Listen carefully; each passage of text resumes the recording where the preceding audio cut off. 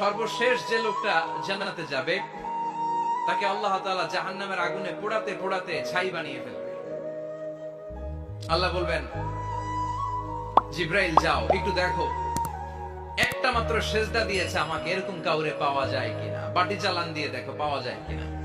খুঁজে খুঁজে কাউরে পাবে না। আল্লাহ বললেন আবার দেখো, খুঁজে খুঁজে একজনকে পাবে, সামান্য ইমানের ছিটে ফোঁটা তার অন্তরে ছিল। আল্লাহ বলবেন, যেহেতু ছিটে ফোঁটা আছে, অনেক মায়ের খেয়েছে, ওকে বের করে জাহান্নাম থেকে বের করে একটা নির্ধারিত দূরত্বে রেখে দাও। রেখে দেয়া হবে, কিন্তু জাহান্নামের আগুনের লেলিহান শিখাতে তার গা ঝলসে যাবে। সে আল্লাহর ডেকে বলবে, মাবুদ তোমার কাছে আমি কিছু চাই না, জাহান্নাম থেকে তুমি আমাকে বের করেছো, জীবন নদীর পানি তুমি আমার গায়ের মধ্যে ঢেলে দিয়েছো, আমি আবার সজীবতা ফিরে পেয়েছি। আমি তোমার কাছে জান্নাত চাই না, শুধু নিরাপদ একটা দূরত্বে আমাকে রেখে আসো, যাতে জাহান্নামের আগুন আমারে কষ্ট দিতে না পারে। আল্লাহ, আমি কিন্তু তোমার কাছে জান্নাত চাই না। কি চাই না? জান্নাত চাই না, কিন্তু জাহান্নামের আগুন আমারে কষ্ট দিচ্ছে, এতটা দূরত্বে রাখো যাতে জাহান্নামের আগুন আমার গায়ে না লাগে। আল্লাহ বললেন, ওকে রাখবো, কিন্তু আমার সাথে একটা কন্ট্রাক্টে যেতে হবে, যে এটা তোমাকে দিলে তুমি আর নতুন করে কিছু চাবা না। সে বলবে আমি রাজি, কন্ট্রাক্ট হয়ে যাবে।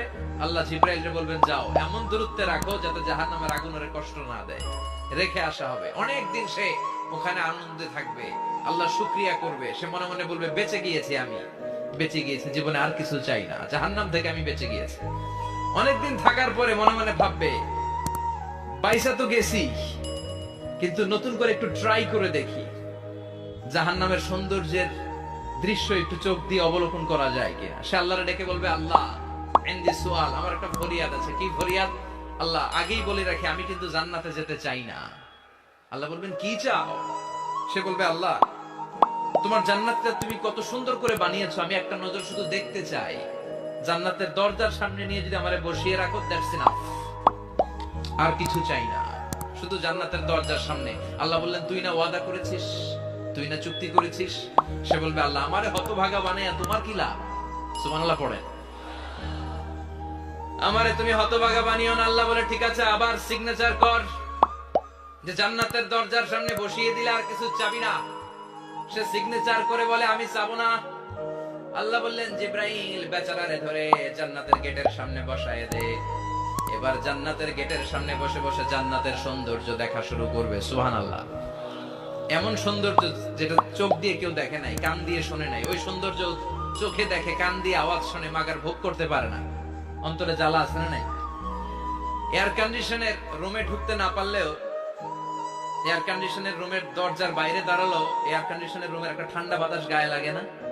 কথা বলেন তো। ও যখন জান্নাতের দরজার সামনে দাঁড়াবে, ওর গায়েও এরকম জান্নাতের ঠান্ডা বাতাসের হিমেল ছোঁয়া গাটাকে শীতল করে দিবে।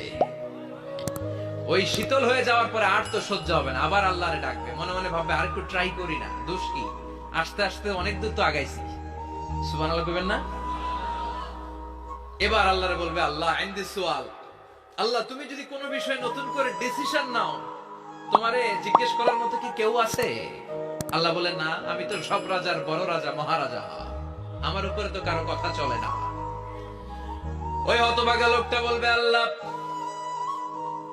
এত সুন্দর জান্নাত তুমি বানালা, চোখ দিয়ে সৌন্দর্য দেখি, কান দিয়ে আওয়াজগুলো শুনি, হুর আর গেলমান হেঁটে বেড়ায়, এত সুন্দর জান্নাত চোখ দিয়ে দেখি, ঢুকতে পারি না, আমারে কষ্ট দিয়ে তোমার কি লাভ?